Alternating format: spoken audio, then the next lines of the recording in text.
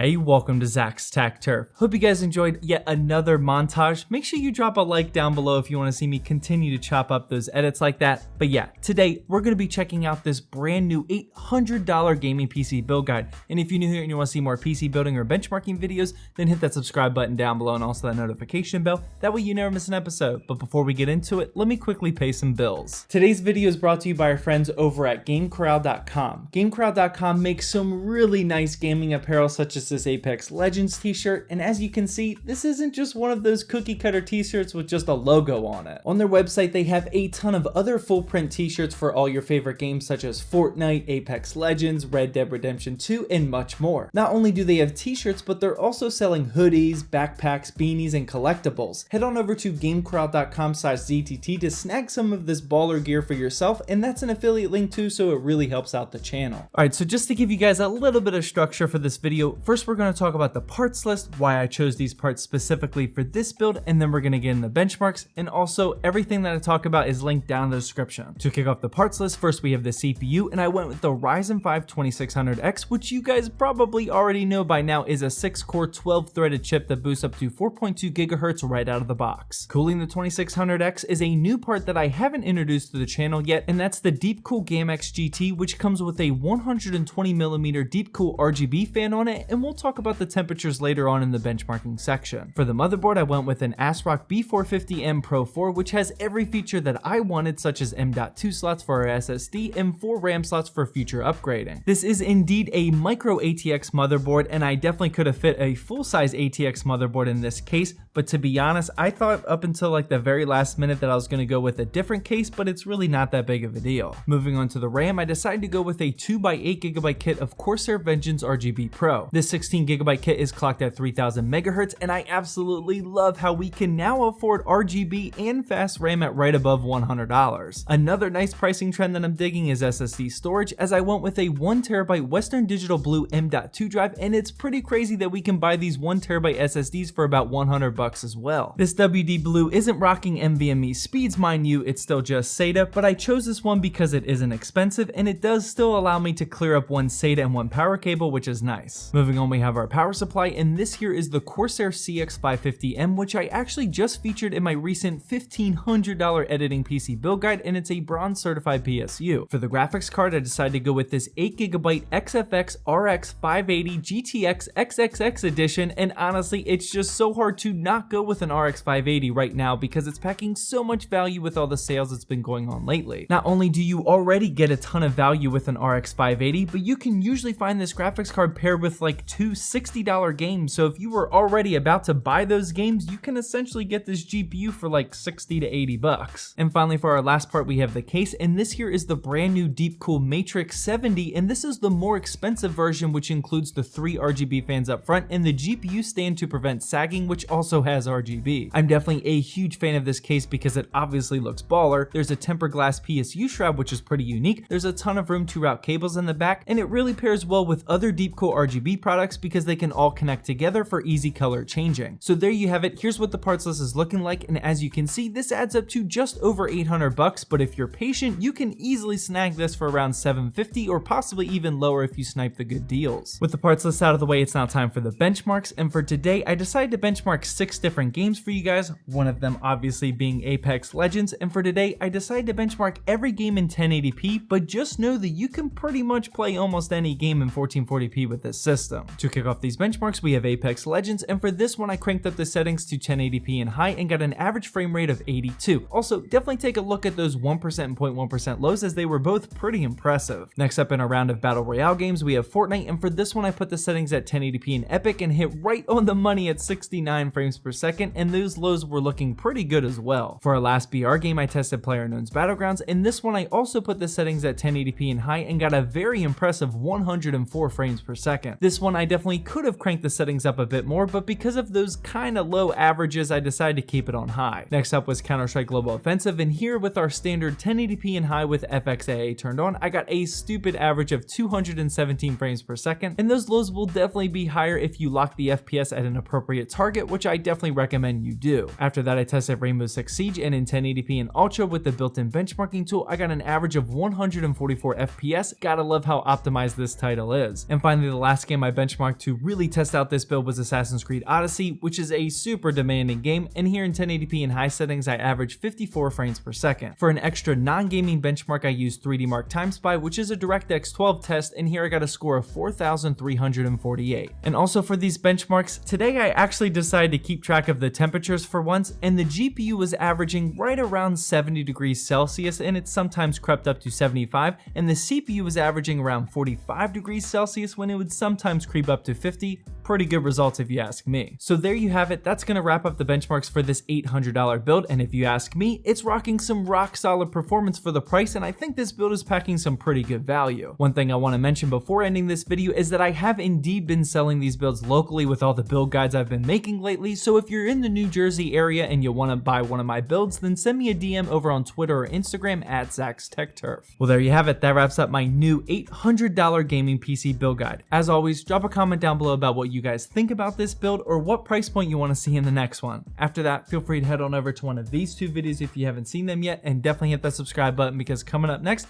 my new editing setup tour. You don't want to miss that video.